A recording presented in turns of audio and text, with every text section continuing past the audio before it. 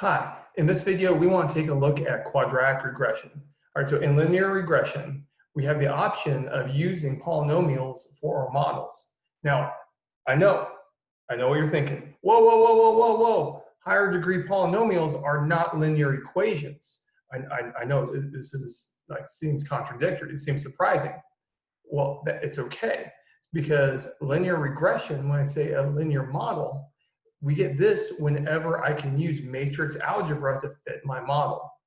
Okay, so how do we go from polynomials, which are clearly not linear equations, to matrices and linear models? Okay, so imagine I have a matrix. Okay, I have a matrix, and this is my predictor variable. Well, next to it, I could put a column of the squared values. So I take all the values here, square them. All right, now I take all the values here and I cube it. I can put them next to each other, and I can store that on a matrix. And then I can go through matrix algebra to fit our linear model.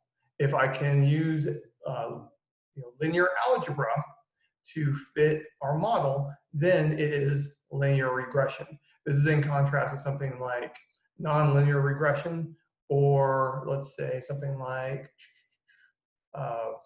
a neural network, or maybe a random forest.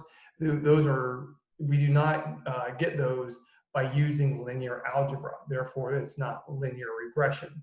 Same thing with any algorithm such as Ridge or Lasso that uses iterations will not be a linear model. Okay, so what we want to focus on today is quadratic regression. Now, potentially we could do a degree 2 polynomial, degree 3 polynomial, degree 4 polynomial, degree 5, and so on. I've personally never seen a successful model that was above degree 3, and 3 was always in like weird special cases. Quadratics, usually I've seen those for things in physics, but the vast majority of the time, if it doesn't work out for a degree 1 polynomial, it's probably not going to work out. So this material really is presented more for historical like completeness rather than what is useful for actual modeling. But conceptually, there's some good gems and nuggets in this that I'm going to use to introduce some concepts that we'll look at down the road. So this is good stuff. It's just I'm using it to introduce like the better stuff. Okay, so first thing we want to do, we want to load our data. And I'm using the read table function. Now you'll notice I've got the entire file path here written out. And there's a header on the file, so header equals true. I strongly, strongly, strongly recommend that you use code to load your data. Don't use RStudio's features to pull it in for you. You'll find that you can have some problems when you go back and you try to like redo or fix a mistake. All right, so next thing I want to do is I'm going to reorder the data. Now, why am I going to do this? I'm going to reorder it first by the predictor variable, then by the target variable. Then I'm going to change the row names to go from 1 to the number of rows. Why do I do this? That's a good question. All right, so if I do my diagnostic plots, when I do my linear model, it's going to take the row name and it's going to plot it on there. Well, if I go ahead and I order everything by the target variable, and then I go, so it's ordered least to greatest of the target variable, and then the row names go 1 to n in the order, from decreasing small values increasing down to the number of rows, then the row name is correlated with the target variable. That makes it easier for me to interpret things when I look at the diagnostic plots. So it just kind of sets me up for success when I look at the plots in a few moments. Now, the next thing I want to do, I want to go through and I want to create a color palette for my data. So I'm going to take each individual value of a target variable. So I'm going to take each unique value of the target variable. I'm going to order them. And then I'm just going to convert it to a character for for a reason that will come obvious later. So I'm taking every single unique target value, and then I sort it, and then I store it as a character for something that's about to come up. Then what I do is, V is going to be all of the distinct values of the target variable sorted. And I'm going to create a color palette using the Veridis pack color palette. And it's just going to, and the number of colors is equal to the length of the this vector V, which is the number of unique values. Okay. And this color palette will produce like a spectrum of colors going from darkest to lightest. Darkest will correspond to lesser values of the target variable, and lighter values will correspond to greater values of the target variable. And then what we're going to do, I'm going to change the color of my color vector, or say change the names of the color vector to the names, the characters for the target variable up here. Why am I going to do that? That's for indexing. Because in a moment, I'm going to index. You see that I've got this like bracket thing going on? I've got a bracket here, and I've got a bracket here. And so what that says is I'm taking this vector and I'm indexing that vector by the names of the entries I just defined up here on this line. And what I'm going to do, I'm going to pass my target variable as a character into there. And that's going to produce a vector of different colors. And the colors will correspond to the values. Darker values will correspond to lesser target variable values, and lighter values will correspond to greater target variable values. Why do I do this? It's easier to spot trends in my plots when I do this. Now, I don't know of an easy way to just get R to do this for me, and the ways that I found weren't any better than just typing this out, honestly. So I just go ahead and do it this way. I'm sure somewhere if I dug around, I'd find a way to do this in R since it's open source, but whatever. Okay, so now what we're going to do, we're going to build the vanilla regression model. So I'm going to take salary as a target variable. I'm going to say it depends on experience. And then I'm going to build the model. And I'm going to look at the summary to kind of give me some insight into what's going on. All right, so here we're saying that the residuals go from -15 to 9.4 about.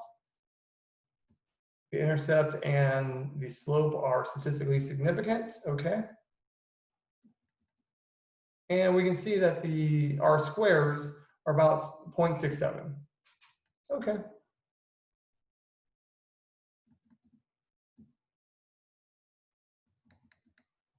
So now let's go ahead and do a scatter plot just so that we can see what's going on with our data. So I'm going to use the formula that I used for the linear regression.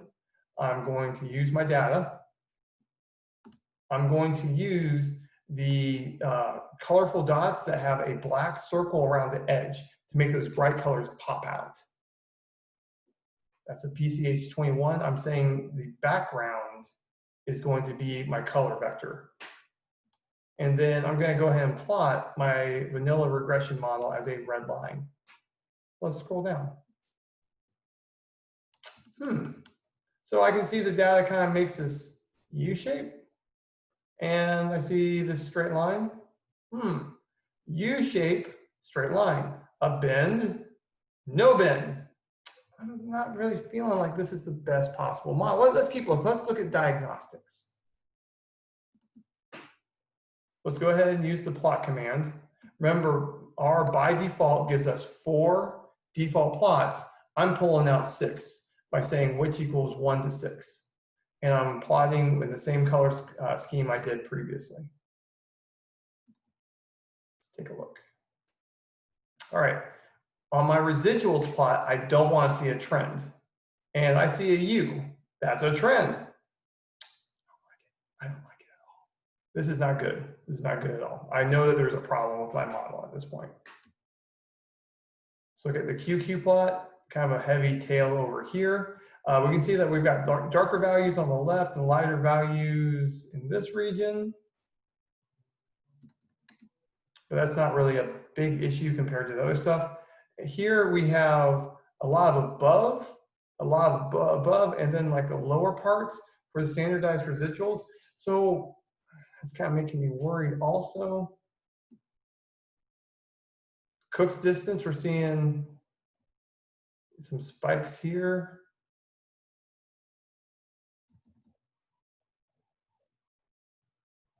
And I clearly see a trend when I look at this plot. So I'm not really feeling it for this model. I think there's a problem. I need to do something. Well, I saw a U-turn, right? I saw a U-turn.